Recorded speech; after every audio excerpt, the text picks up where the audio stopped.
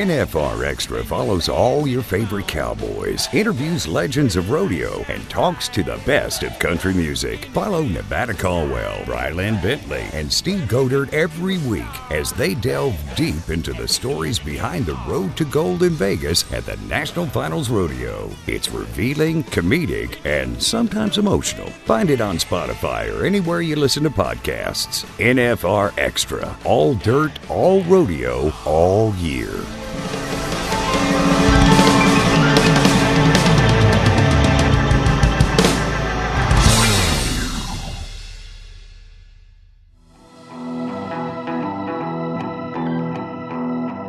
NFR Extra, episode 72. Depends on when you're listening to this. It could be a day, 2 days, but at this point, we're 6 days away from the Wrangler National Finals Rodeo going down in Arlington, Texas. And what a run NFR Extra has made during this pandemic, all the way back to, you can go back to March, February, but really things got heated up when we added our co-host, Mr. Steve Godert. We just started lining them up, knocking them down. We had one individual we were going to bring on at that time that we decided not to. Brian, who exactly is Glen Alan Phillips? Well, it depends on who we ask. He's a very important person in the livestock world, but to us, he is the general manager of the National Finals Rodeo. Pretty big job. It is. That's huge. That was, it's kind of interesting to talk to him on his perspective of how this whole thing went down. But the thing that I admire the most about him is how long he deferred getting an actual job. He just did much more responsible things than I would have chosen. Very well-rounded, educated individual with a lot of experience, and it was great to sit down and visit with him. Yeah, and I don't want to pound home the cliche thing of like the NFR is in great hands with him, but the NFR is in great hands with this guy. But not only the NFR, we also talked a lot about his involvement in the youth and the future of agriculture and the knowledge of this rodeo sport. That's important too. He, and like you said, Ryland, it's not just the youth with rodeo and the NFR. I mean, he's, as I kind of said earlier, he's so well versed and has other stuff going on to where, this isn't just the only thing he's got on his plate, but he's involved with things that is so visit with that impacts, thousands of youth every year throughout different organizations. So very great guy, good conversation. The access to a gentleman like this, as I've learned through this interview, is huge to what, the future of rodeo. When you look at what NFR, how it's the pinnacle of a lot of things when we talk about the business of stuff. And here he is, he heads that up. It makes sense why they chose him. We were going to interview him right after he got hired. Man, I'm so glad we did not do that. That would have been a waste of an interview. He definitely has a lot more to talk about right now leading up into this large event in a new place where he is familiar with. So I think this is going to be a great year. I'm excited. History in the making. As you said, NV, from the day we're recording this, we are less than 1 week away from showtime. So wherever you're at and whatever time it is, enjoy this one. Absolutely. But up next, Rodeo News of the Week with Ryland Bentley.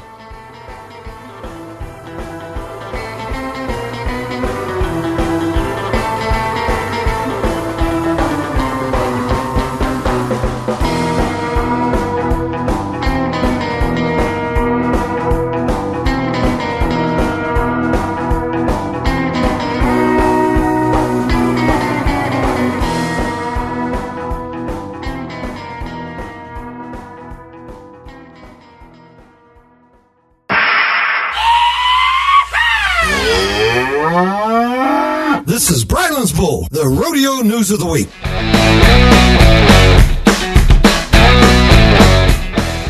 Fort Worth Sports Commission Know Before You Go Wrangler National Finals Rodeo December 3rd through the 12th, Globe Life Field, Arlington, Texas.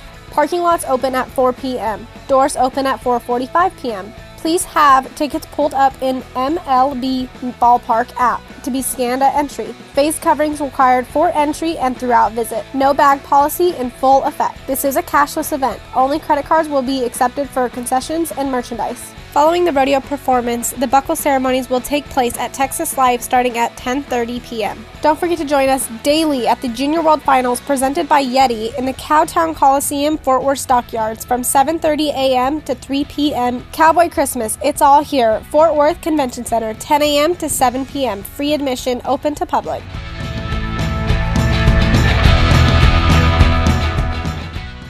Cowboy Christmas. The Wrangler NFR's official gift show is coming to the Fort Worth Convention Center December 3rd through 12th. Don't miss the biggest and best Western gift show in the world. You'll find Western apparel, art, furniture, jewelry, and more. There's also a lineup of live events featuring country music stars and NFR contestants, autograph sessions, giveaways galore, and admission is free. Get more at NFRExperience.com. Cowboy Christmas. We're all in Texas, and it's all here. Hi, this is George Taylor, CEO of the PRCA, and you're listening to NFR Extra.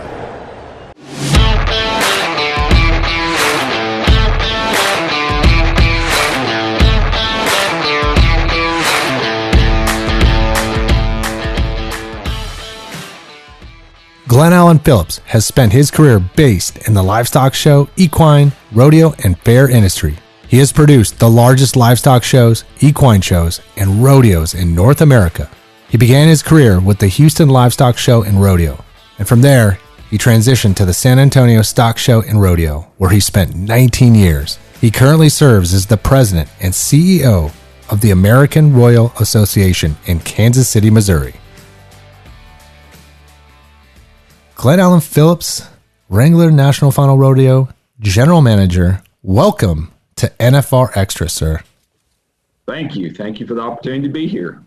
As we've discovered, you have a tool shed of skills in this rodeo and livestock production world. Can you take us back to where Glen Alan Phillips got involved in this business, where the passion applies? Where did all this kind of come from earlier on in your life? Well, it starts just growing up. I'm the son of a ag teacher, so I was very involved in 4-H and FFA. We farmed cotton, ran commercial cows, and through that, I got very involved and interested in showing livestock. So we showed livestock all across the state of Texas. And whenever I went to college, I competed on a livestock judging team in junior college at South Plains College, and then from there, went on to Texas A&M and competed on the judging team there. And I had an opportunity following that to get my master's at Angelo State University and coach their livestock judging team. Well, that was better than getting a real job, in my opinion. So I did that. And as I was finishing up my master's, I received a call from Texas A&M to go back and work on a PhD in beef cattle there and coach their livestock judging team. And heck, I was single, and it's better than getting a real job, the way I looked at it. And so off I went and started my PhD and coached 4 collegiate livestock judging teams at Texas A&M. And so the livestock background was actually my first passion with all of this in this industry. And when I was doing that, I got married, and we were married and expecting our first child, and it was time to go find a real job. And so I applied for a position with the Houston Livestock Show and Rodeo as our livestock show director, and did that for 2 years, and then transitioned to San Antonio, where I spent 19 years with the San Antonio Stock Show and Rodeo. And I started as livestock director, and just working alongside Keith Martin, I was able to kind of move up through the different routes, and spent about 14 years there, then directly responsible for the rodeo towards the end of my career. So that's kind of how I got to this point anyway. The live side of the show stuff, right? Is that something that you've just kind of picked up as we've went along here? I mean, because just like anybody that works in live production, it sounds like that happened a little bit for you. Well, it did. And I've been very, very fortunate because I had just some outstanding mentors, especially on the rodeo side of things. Keith always had a big vision, always looking down the road. Guy Elliott, who is our rodeo arena director, and Guy is a staple in the rodeo industry, took me under his wing. Gary Williams with Tucson Rodeo, very dear friend, took me under his wing as well. So I've had the opportunity to learn from some really good folks. And just through getting involved with the Association of Rodeo Committees, as well as the PRCA and the North American Livestock Show and Rodeo Managers Associations, you make those connections out there. And, I've always learned that you keep more and you learn more and you get further if you keep your ears open and your mouth closed a little bit more. And so I've learned a lot and listened a lot, and I got to be part of some really creative stuff for a regular season rodeo in San Antonio. When we came up with, we were the first rodeo to really branch out and bring in multiple stock contractors in the format that we did. First $1 million rodeo in PRCA and some things like that. We were really able to, to be creative with it. So with that 20 years that you spent there, and you had some mentors, as you made mention, but you also had an opportunity to work with the legendary Hadley Barrett, the great late Hadley Barrett. How was that for that time? I mean, you had to pick up quite a few things working with him. Oh, definitely. We had a great set of contract personnel, and I probably learned as much from them as anyone. But Hadley was a unique, special individual. To watch these announcers and be a part of these announcers, and Hadley could take his microphone and pull it off to the side and tell you a joke and laugh and pull his microphone right back just as straight faced and not miss a beat in the action. And, but Hadley was really good, really, really good to me. The same as Randy Corley and Benji Bendeley and Scott Walton, a lot of those that we worked with on the production side, but just really good in terms of heads up, look here, anticipating things. We never made a change in our rodeo that we did not first call and discuss it with Hadley. And that was just the amount of respect that we had for Hadley. We have just a fun, genuine person, and he's definitely missed. But again, another one of those big mentors for me, especially in the world of rodeo. Absolutely. What an impact he has had on so many folks in the rodeo industry, including yours, GA. Perfect time for us to take a break. Let's come back and find out what the American Royal is all about.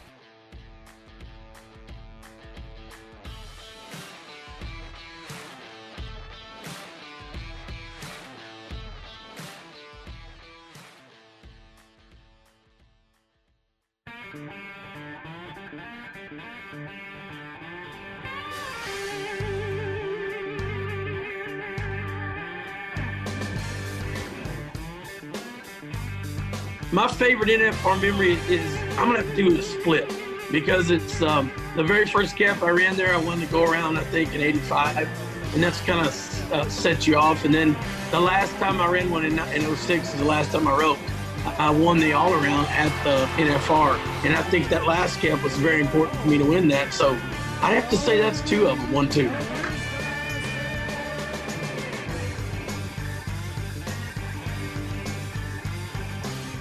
The next generation of rodeo stars will compete at the Junior World Finals presented by Yeti from December 3rd through 12th at the Wrangler Rodeo Arena inside the Cowtown Coliseum at the famous Fort Worth Stockyards. More than 750 youth contestants will compete for titles in 9 events. Bull riding, team roping, tie-down roping, steer wrestling, barrel racing, breakaway, pole bending, mini saddle bronc riding, and mini bareback riding. Competitions start at 7:30 a.m. daily and admission is just $10. Visit NFRExperience.com for details.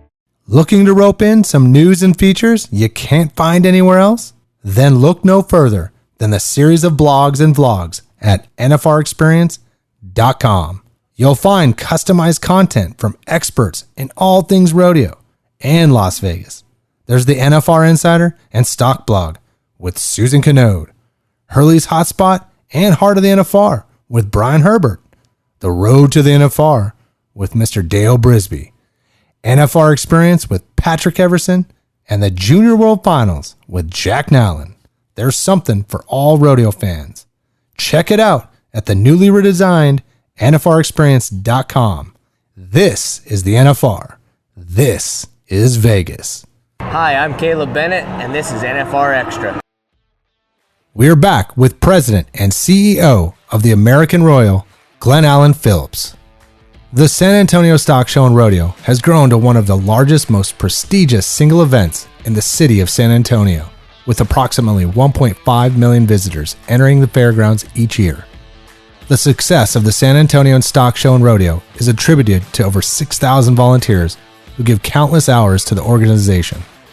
With community, donor, and volunteer support, the organization has committed more than $223 million to the youth of Texas through scholarships, grants, endowments, junior livestock auctions, Western art, calf scramble program, and show premiums. Let's switch gears just a little bit and talk about another essential part of probably what you've been involved with, but the American Royal Association. From what we've understood, this is a big deal in the Midwest, and it's not on social media like other things in the Western lifestyle pop culture. Can you expand on what the American Royal is and why it's essential to the livestock industry? Sure. The American Royal, so I'm president and CEO of the American Royal Association in Kansas City, Missouri, and the American Royal began in 1899. And our origins were the National Hereford Show. And after a few years as that, then we started adding some other breeds. Of course, you know, the stockyards in Kansas City was a hub for the cattle industry back through all those years.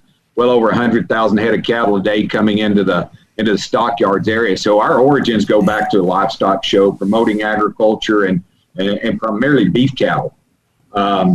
Through the years, you know, we've added in other species into our livestock show. We added in horse shows. We've added in our professional rodeo, youth rodeo. And today, our biggest event actually is our World Series Championship of Barbecue. And we are the world's largest barbecue competition that is out there. And so that's pretty unique. But our mission is we're a nonprofit, and we're here to promote agriculture. And we are doing some new things with that virtually this year with our virtual field trips, which is pretty exciting. And we're just looking to continue to expand and grow our educational platform, really focusing on the agricultural world and the kind of the Western way of life through all of that. But we are a longstanding tradition in Kansas City, and just looking to grow and get better and continue to prosper. Doing the research, and I think it was to Triple B's question, it was just, this thing doesn't show up on the radar. You know, I mean, it really doesn't. Like when there's when people talk about San Antonio, you hear about that, you hear about Houston, Calgary, whatever, but this falls on the bucket list for the rodeo side.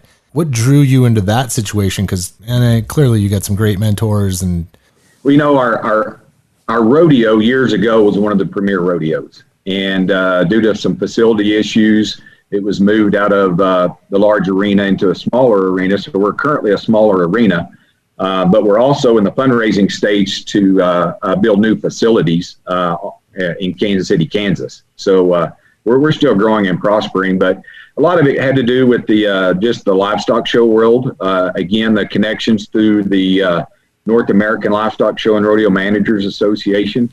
What's kind of funny about this was years ago, they were looking for a new CEO, and Hadley Barrett actually said, you know, GA, you need to look into this. Well, at that time, my kids were younger. I didn't think I'd ever leave Texas, and timing just wasn't right. And I received a call about the opening this time, and, you know, I have 2 kids in college and 1 in high school, and, you know, just the timing was right and the opportunity was right, especially with the goal to build the new facilities and to really continue to grow and prosper. We're about a 14-week season currently of the year, and our new facility will be year-round activities. And so it's a really special place to be a part of. It really is. That's cool. Have you ever been a judge for the barbecue contest? Nope. I have not been a judge for the barbecue contest. So we do conduct training classes because you have to be a certified judge, and we conduct those, and open invitation, come down, become certified, and we'll have you judge. I'd kill myself. Yeah. I'd panic and eat I wouldn't know how to stop. Yeah, that GA, we get around vaccine and all this craziness. You can count me in. I'm not going to speak for Steve, but I think he's in as well.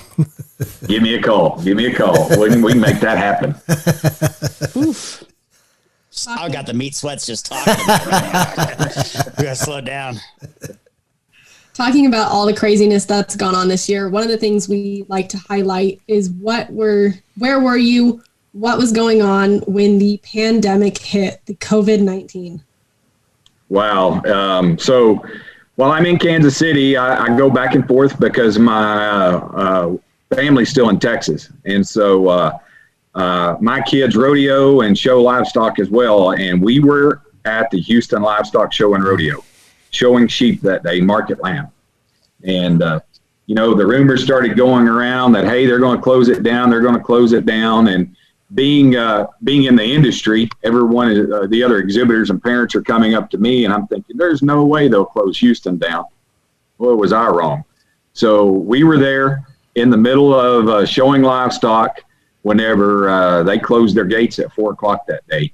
And luckily, since we were already showing, we got to finish. But that just started a ball rolling that still hasn't stopped to this day. And to be honest with you, I'm still in some disbelief over it. Even though we've all been through it, the American Royal, we had to cancel a couple of events. We've had a bunch of our events, but I'm still in disbelief in a way.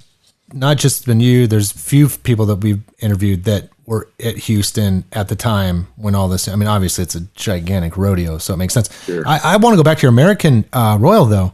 So we had Chris on from Houston over the summer, and I'm putting a connection here together. Did you all work together a little bit, talk about virtual and creating these kind of opportunities? Because he had some success with Houston, and it sounds like you guys did too at the American Royal. Is that somewhat right? We really didn't talk about that much. I assume you're talking about Chris Bowman. Yep. Yes. Yes, sir. And Chris and I go way back, way before either one of us was working in this industry. But through Zoom calls and some associational things, we all talked kind of high level about how do you keep your name out there, and especially the educational impact. But as far as our specifics, our field trip that we've always hosted in Kansas City is pretty cool. And we have a sponsor that sponsors, we end up with about, a little over 5,000 third graders that come to our youth rodeo. And so our youth rodeo is a full-blown production, 4 days, the smoke, the sound, the trick riders, and everything.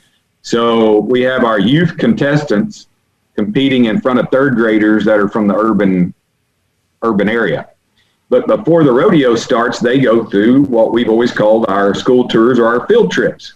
So we have different agricultural stations set up, whether it's a Kansas corn growers or, whether it's a veterinarian station, but it's all about agriculture.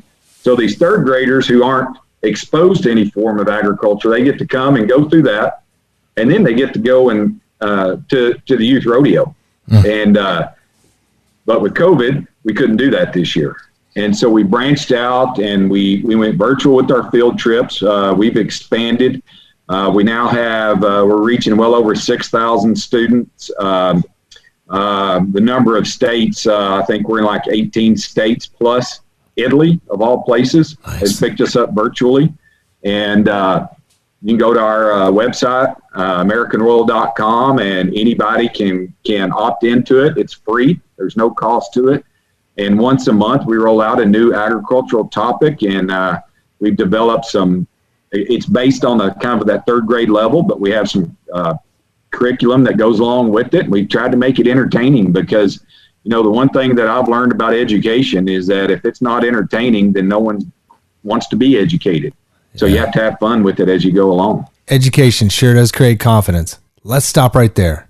GA, let's talk about your job interview on Zoom for the general manager position of the Superbowl of Rodeo. And as we know, that was just the beginning of your adventures with the Wrangler NFR. We'll do that when we return.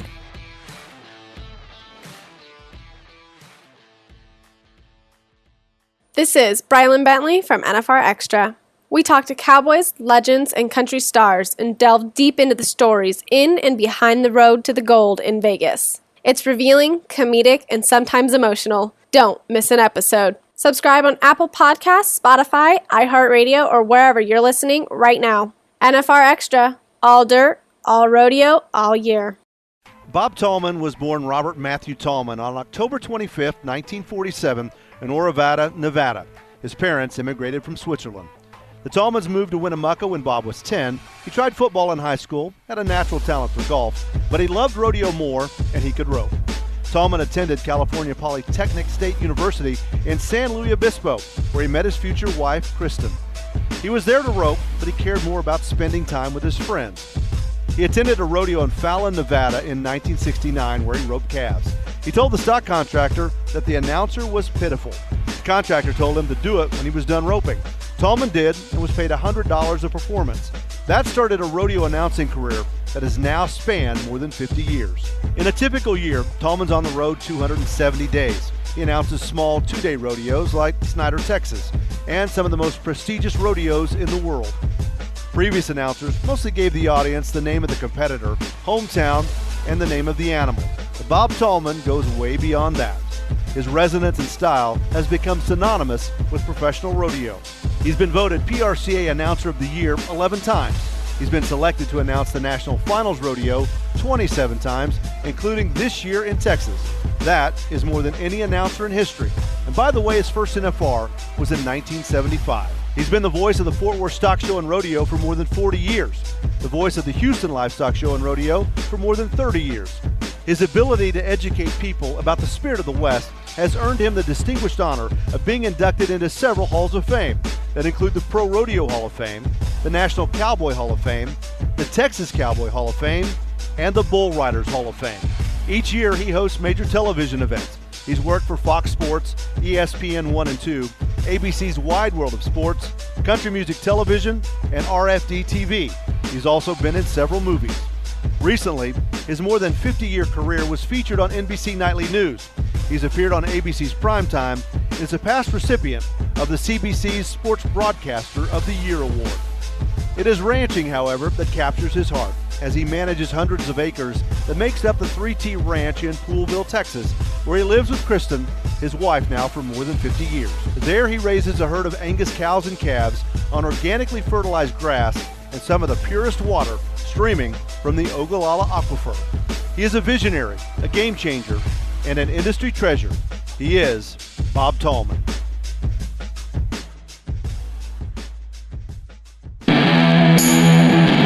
That's a look at our schedule during the Wrangler National Finals Rodeo starting December the 3rd at Globe Life Field in Arlington, Texas. Now, if you're planning on joining us on the road to Texas for the Wrangler NFR 2020, these could be changed just a little tiny bit, all right? I'm just going to tell you this is all in the works. But with the way it's going to work right now, outside the barrel, 2 o'clock every afternoon, that's Eastern time. The National Finals Rodeo tailgate party at 3. Western Sports Roundup, 6 Eastern, just like we do every day. And then the NFR pre-show, the NFR opening ceremony, 7:45 Eastern. The Wrangler National Finals Rodeo. I really want you to think about the post-game show at Texas Live after we get done and the NFR buckle presentation. That will be at Texas Live, and that's right next to Globe Life Field. If you've never been to the area around Globe Life Field, Texas Live is spectacular. It is loaded with big screen televisions and places to eat, places to have a beverage, places to sit down and relax. It's going to be very important to everything we do during the Wrangler NFR. Howdy, I'm Bob Tallman, and this is the NFR Extra.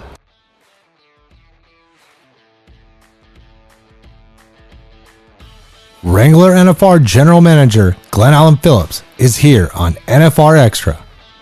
The American Royal reaches over 104,000 people each year, including over 18,000 students through programs and outreach, provides over 100 scholarships for academic excellence and achievements, and hosts more than 2,900 contestants in nationally recognized competitive events.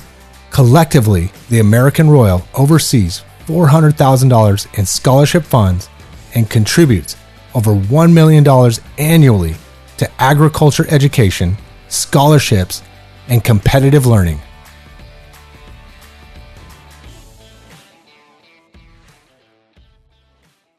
When you turn on the TV or read the headlines, there's just clickbait, bad, negative information, which clearly it's there, right? But see, hearing you talk like that, even Chris and Metters, Patrick Gosh, like the list goes on about the things of how we've adapted, and there's been new silver linings in this process that, well, as to your point right there, it keeps, it's just good to hear this kind of stuff. So I just want to add that in there. Yeah, and I agree with that. And we had discussions about doing something virtually, but because of COVID, we were forced to, jump off and go for it. We did, and it's been extremely successful. Shut her down. I've got a two-part question here. So this year was obviously some big news with, the National Finals Rodeo and you becoming the general manager. Talk a little bit about that and how that came to develop and your interest for taking on that role. That one was very, really very interesting.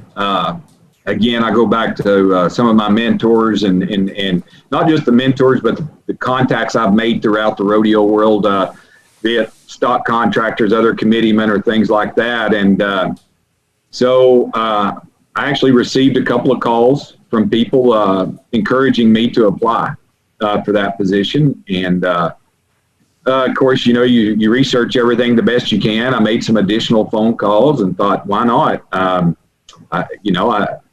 I think I'm qualified for it in most years. I don't know about this year, but most years, because the National Finals Rodeo, that is what all rodeo tries to become. And Sean Davis, that was in this role, and then Boyd, that was in this role. But man, they just built such a product.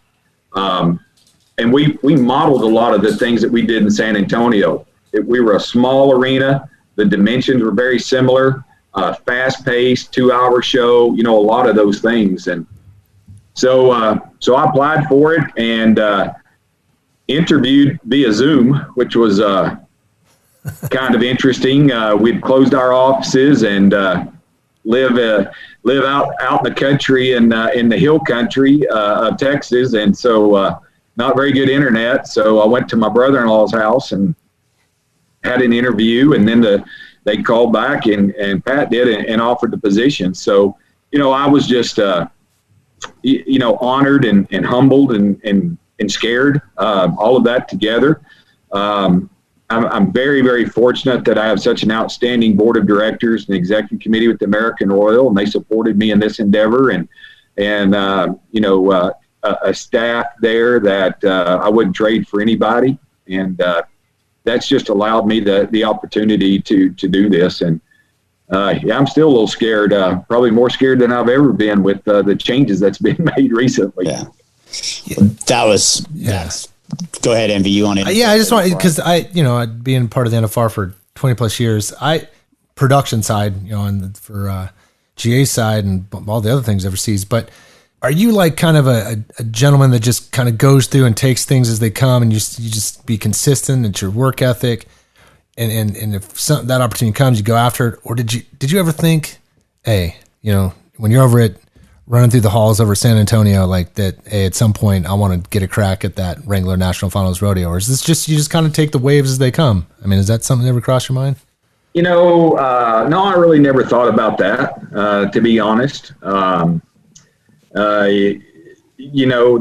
were a few things on my kind of bucket list, and the American Royal was one of those, along with a couple of others. But I think you have to just kind of be flexible, and you just kind of keep your nose down and go the best that you can. And I've never been one to settle for anything, and so I feel like you just always keep looking for that next step and keep pushing, and always want to challenge and moving forward. And so that's kind of how it all just came to be. I'm a big believer that the Lord has timing for us all, and sometimes we don't know when that.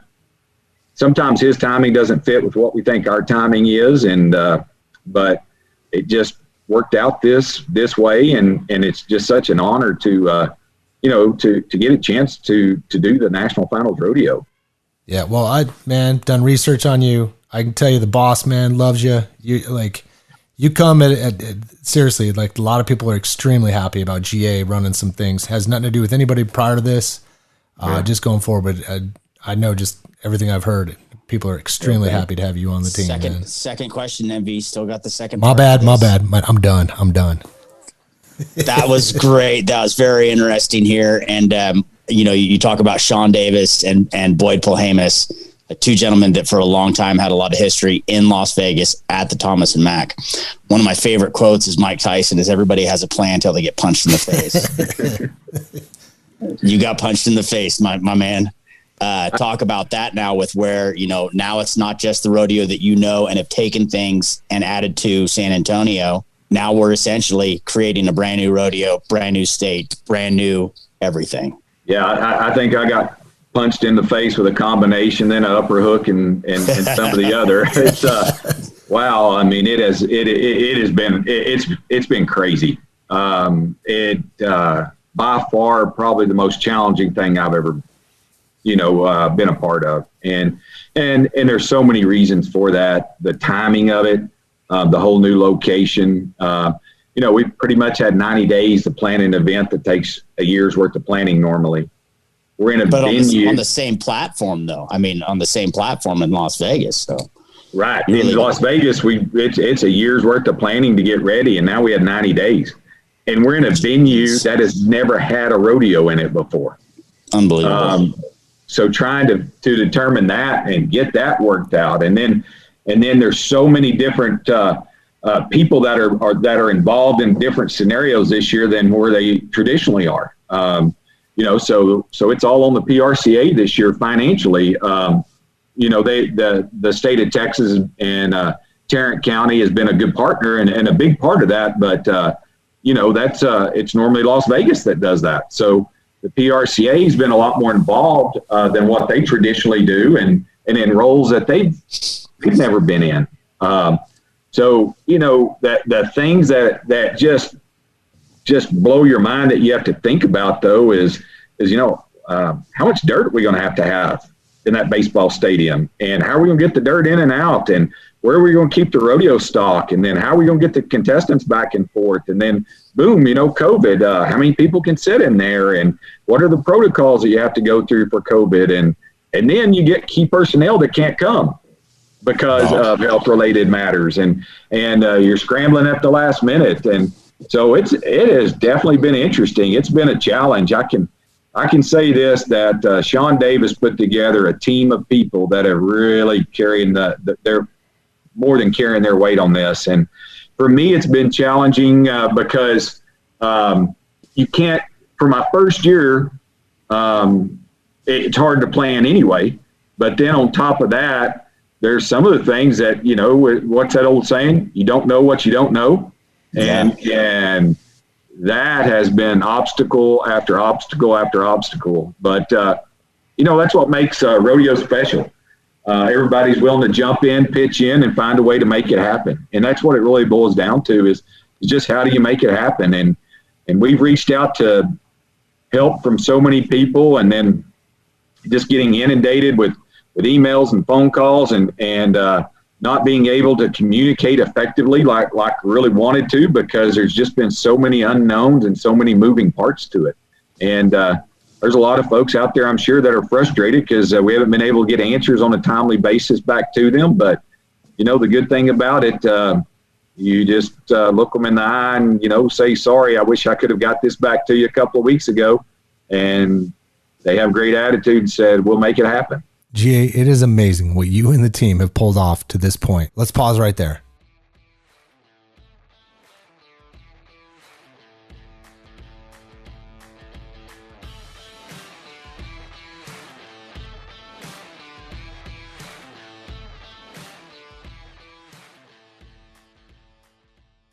Cowboy Christmas. The Wrangler NFR's official gift show is coming to the Fort Worth Convention Center December 3rd through 12th. Get more at NFRexperience.com. Cowboy Christmas. We're all in Texas, and it's all here.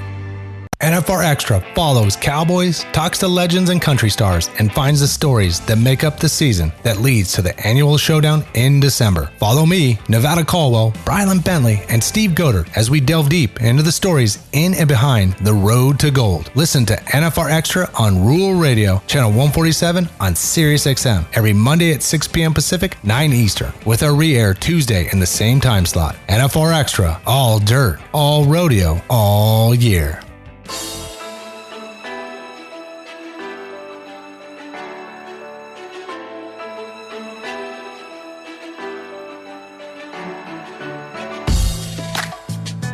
My favorite NFR memory has to be two memories. In 1976, came to the last go-round.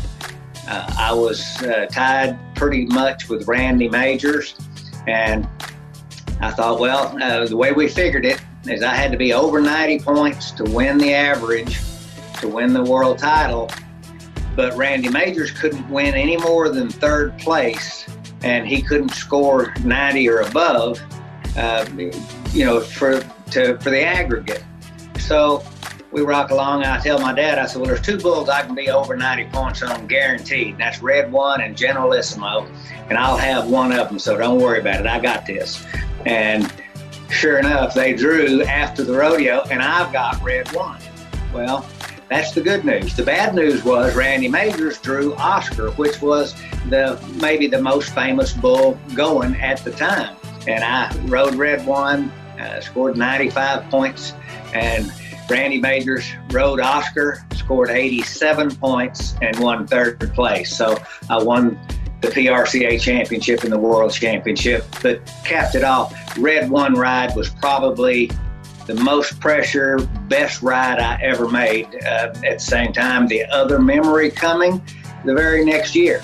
Same rules, 1977. Well, they didn't know that you could actually finish the 10 go-rounds and be tied. We come down after the 10th go-round. Randy and I are pretty tired, but we're tied. And everybody's standing around, the judges and all the officials. And I said, well, boys, we're not going to flip for this. I said, there's 4 re-rides back there. Let's just ride till one of us don't ride. And sure enough, they said, well, that sounds good. And so we had the first ride-off in history. And unfortunately for Randy, he bucked off, and I barely stayed on, but I stayed on and won the world title and the only ride-off we've ever had. So those are my 2 combined best memories of the NFR.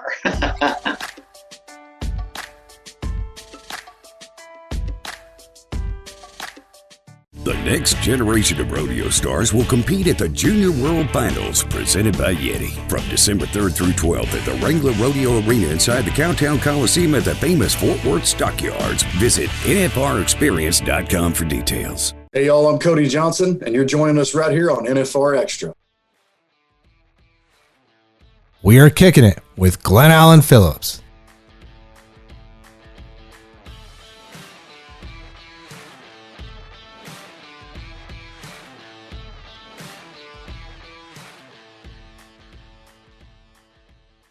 Going forward, right, like the 2021 and beyond, let's say we, knock on wood, everything gets where it should be. I don't think it's going to be as challenging as what you're doing here. So that is a good feather in the cap, right? As you took this job back in the spring, the future of the NFR in Las Vegas, having your kind of a checklist or some things you've been wanting to do from the American Royal side of things. Are there any things you can share with the fans of the NFR in the future? Up to you. I'm not going to go into many of them because as we start to work through things, but the NFR is such a machine and just organized and flows so well. But how can we enhance the fan experience has been quite a few thoughts along with that, because I always think that we can continue to enhance the fan experience. And when we think about the world that we're in today, these cell phones, everyone has one. How do we start to be able to integrate that maybe and keep things together? And, just that integration there as much as anything. And then how do we stay fresh and a top of mind? The thing about the NFR is it is built on the top contestants competing on the top stock. And then everything else is how you do that additional fun entertainment fan experience. And so, we'll have our work cut out for us whenever we go back to Las Vegas, but we're excited about that as well. And that the rodeo will be different this year. It has to be. We're in such a larger arena. There's some other commitments that have to be taken care of this year, and there's some other people involved, and it's going to be a great rodeo. It's going to be a great experience, but it will be a little bit different. And, hopefully we'll build on some things that we learned here and then be able to tie it back into, that experience that people expect at the Thomas and Mack. Speaking for everybody here, we're super looking forward to next week and watching the NFR go down wherever it's at, even if it was on the moon. I'm not going to that one. Well, I'll tell you, awesome. Glenn, this is great, man. Go ahead. Sorry. Kind of the cool thing too for where you're at. So, like my buddy Andy Seiler, worked with him for a long time, and he's going to be working with you at the NFR. And I was like, man, the cool thing is this is history. Like this is everybody's going to remember 2020. And, that was the year that it was in Vegas. Like you can't remember who won what in what year in Vegas, but it's like everybody will remember 2020. It was in Texas. And I just hope that it's remembered for being good. It'll be awesome. You got a good crew, and I think kind of getting the opportunity to visit with you here. It's in good hands, and it's going to be something that people will remember and enjoy. Again, I just there's such a great team in place, and so many people committed to to make the NFR strong and make it continue on what it is, because you're involved in agriculture and the Western lifestyle. This is kind of this is the standard bearer event, that's kind of the limelight for all of that world. So a lot of good people involved in the rodeo industry. We end NFR in a couple weeks. What goes on with your schedule? Because you're not just NFR. So what happens with American, Royal, things like that? Tell us your schedule after that. It's been a challenge because of COVID. Trying to figure out how to do events at the American Royal has been a challenge on its own. But we just completed most of our season and had a really good year. We had a great livestock show, quite a few good equine shows. We did have to cancel our pro rodeo. And we had to cancel that because we were going to be limited on seats to a point where we were looking at losing too much money. And so we had to make a financial decision. Do we cancel the rodeo this year and continue to have rodeo in the future? And that's what we decided on. But when we finish, I'll go back to Kansas City for a few days before Christmas. And then we're already in planning stages for 2021 at the American Royal. And we'll be rolling out our dates pretty soon, and just getting ready for that, and with quite a bit of focus on it. Thank you for coming on the show, sir, because this has been great. I want to say this, man. Enjoy your Christmas, because you have absolutely earned it. I will definitely enjoy it, I promise. Thank you all.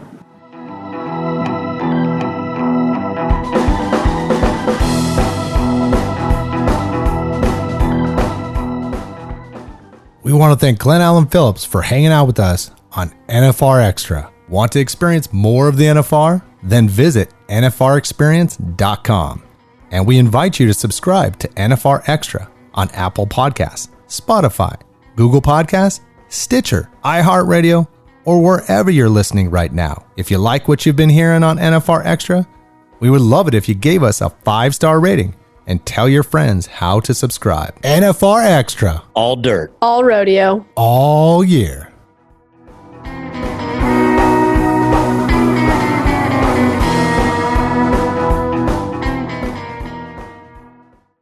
Gotta make it out to Vegas, where the big boys roam, with the rovers and the racers and the bulls and the broncs, and the ladies in the skin-tight Wranglers and the cowboy